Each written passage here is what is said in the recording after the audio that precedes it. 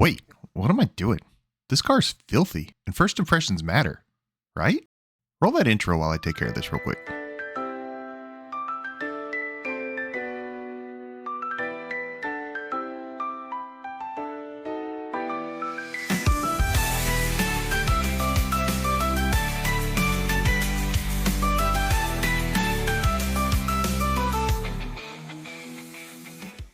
Hey everybody, welcome to the channel. I'm out here today on the Blue Ridge Parkway because I want to talk about cars. This is an automotive channel after all. But more specifically, I want to talk about fun cars. And I'm not talking about those high horsepower monsters like the Ferraris, the AMGs, and the Porsche GT3 RS. No, I'm talking about the everyman's version. Those Toyota MR2s, Ford Mustangs, Mazda Miatas, and the GR86 BRZ.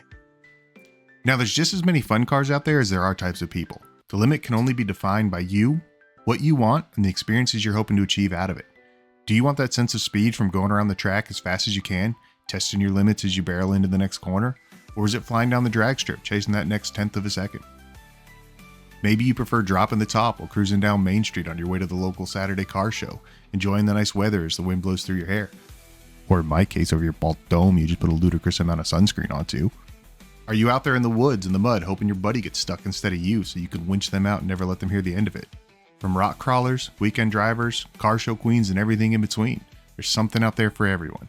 But for today, and for me, it's the weekend driver. This is my current fun car. She's a 2023 Toyota GR86 with a manual transmission, and I call her Porsche. I fell in love with her on the first test drive. The car equally handles the city streets just as well as it hugs the curves on a windy back road. It's the perfect car to take in all the breathtaking views the Blue Ridge Parkway has to offer. That is, if you can look past the traffic, the wildlife, and that ever-present 35-mile-per-hour speed limit, or in some spots, a blistering pace of 45. But it's a great drive and well worth the trip. I'm not even going to disagree with the slow speed limit. Actually, I kind of agree with it, because of the traffic and wildlife. So by all means, if you're in the area, stop in and take in the scenery. But this is a beautiful weekend and I want to go for a drive. Thankfully, where I live in Virginia, there are ribbons of tarmac cutting through the mountains in every direction. I just need to pick one and go.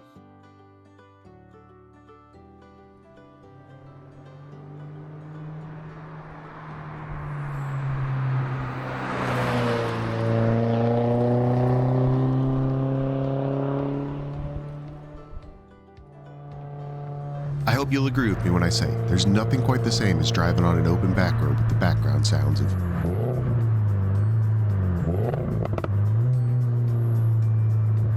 those gurgles and pops, and the exhaust note of your choice just bring the driving experience alive, even on the dullest of trips. It just makes you crave more and more on every turn.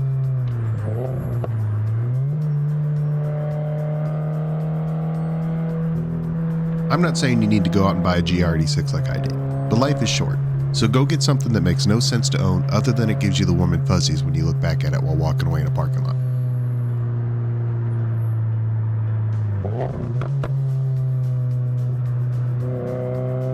Because along the way, you're going to meet new friends, go on new adventures, all while being part of a community filled with some of the best people I've ever met. So practicality be damned. Go out, buy the fun car, and thank me later when you have. Oh, by the way, I didn't buy this car to only be a weekend driver. Join me next time when we take her on a trip to do something I've always wanted to do, and the real reason I got her.